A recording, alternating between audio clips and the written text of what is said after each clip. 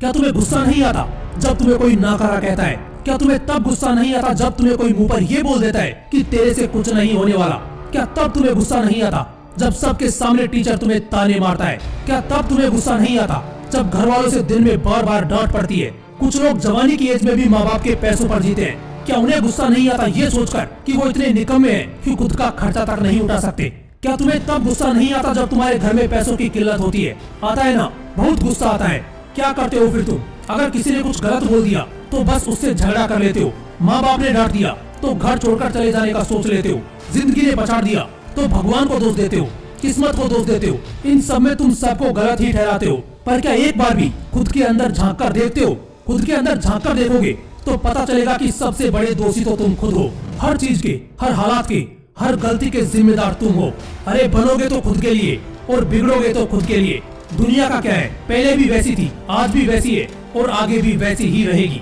अगर तुम अपनी जिंदगी में कुछ नहीं उखाड़ पाए तो तुम्हें कोई उखाड़ फेंकेगा। यहाँ मुंह पर राम और बगल में छुरी रखने वालों की कमी नहीं है। ये जिंदगी एक रेस है। एक कदम भी अगर लड़खड़ाए तो तुम्हें पीछे घसीट कर आगे बढ़ने वालों की कमी नहीं है। गुस्सा आता है तो उसे बचाओ, किसी पर चिल्लाकर इस गुस्से को जाया मत करो। गुस्से में झगड़ा और टाइम पास करने से लाख गुना बेटर है उस गुस्से को इन्वेस्ट करो वहाँ पर जहाँ इसकी जरूरत है। दुनिया में कितने सारे ऑप्शन है लोगों के पास जिससे वो घर बैठे हुए भी अच्छा पैसा कमाते हैं, लेकिन तुम्हें कहाँ फुर्सत है ये इंस्टाग्राम पर फालतू के रील्स निहारने से, यूट्यूब पर फेकम फाक चीजें देखने से, दिन भर बिस्तर पर पड़े पड़े सिर्फ सपने देखने से। कुछ नहीं मिलने वाला जिंदगी में तुम्हें अगर यूं ही फालतूगिरी करते रहोगे। उम्र निकल जाएगी ये समझने में कि लोग तुम्हारी इज्जत क्यों नहीं करते या क्यों नहीं करना चाहते। जो लोग 15 से 30 साल के बीच में है और अगर इस वीडियो को देख रहे हैं तो ध्यान से सुनो। देखो, इस उम्र में गुस्सा बहुत आता है, लेकिन 99% लोग इस गुस्से को यूज करना ही नहीं जानते। 99% लोगों को गुस्सा गलत रास्ते पर ले जाता है। अगर गुस्सा आता है, अंदर आग लगती है, तो इसे किसी पर चिल्लाकर बर्बाद मत करो।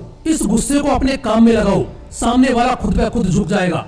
लेकिन इस गुस्से को गुस्सा ही बनाकर रखो। गुस्से में आकर उठपटांग हरकतें मत करो, अजीबो गरीब ख्याल मत पालो। अगर कोई ये कहता है कि तेरे से नहीं हो पाएगा तो उस वक्त उस पर मत चिल्लाओ, क्योंकि ये वक्त नहीं है इस कमबख्त से बहस करने का। गुस्से को जाया मत करो, उसे अपनी मेहनत में लगाओ। कामयाबी खुद तुम्हारा शोर मचाएगी। ट्रोलर को जवाब मत दो, काम में परफेक्शन लाओ, बंदा खुद ब खुद जल जाएगा। अगर गुस्से को इम्प्लीमेंट करना सीख गए तो समझो आधी परेशानियां निपट गई। एक किस्सा सुनाता हूँ आपको जो शायद आपने जरूर सुना होगा, और अगर नहीं सुना तो ध्यान से सुनना। आप रतन टाटा जी को तो जरूर जानते होंगे। 1998 में अपनी कंपनी में हो रहे नुकसान को झेलते हुए रतन टाटा जी पहुंच गए अमेरिका, बिल फोर्ड के पास, दिल पर पत्थर रखकर खुद की कंपनी बेचने के लिए। लेकिन बिल फोर्ड निकला ताने कसने वाला। पहले तो रतन टाटा को उसने काफी देर बाहर बैठा कर रखा।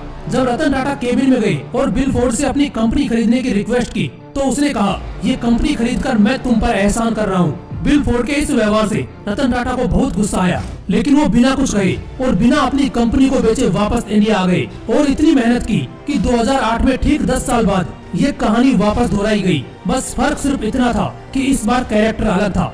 इस बार खुद बिल फोर्ड अपनी कंपनी में घाटा होने की वजह से इंडिया आए और बिल फोर्ड ने अपनी उसी जबान से कहा, यह कंपनी आप हमसे खरीदकर हम पर एहसान कर रहे हैं। इसे कहते हैं गुस्से का सदुपयोग। पावर तो टाटा जी के पास भी थी, जबान तो उनके पास भी थी, पर बजाय इसके उन्होंने गुस्से को जबान से नहीं काम से बाहर निकाला। यही तुम्हें भी करना है। कोई अगर ताने कसे तो उसे पेपर पर लिख लो और जब ट्वीट करने का मन करे तो उस पेपर की तरफ देख लो। अपनी औकात ऐसी बनाओ कि किसी की औकात नहीं हो जो तुम्हें उंगली दिखा पाए। इसलिए गुस्से में जो एक्स्ट्रा एनर्जी शरीर में प्रवेश करती है उसे वेस्ट नहीं, इन्वेस्ट करो। जिंदगी बदलना अपने आप शुरू हो जाएगी। फिर मिलते हैं नेक्स्ट वीडियो में एक नए मोटिवेशन के साथ।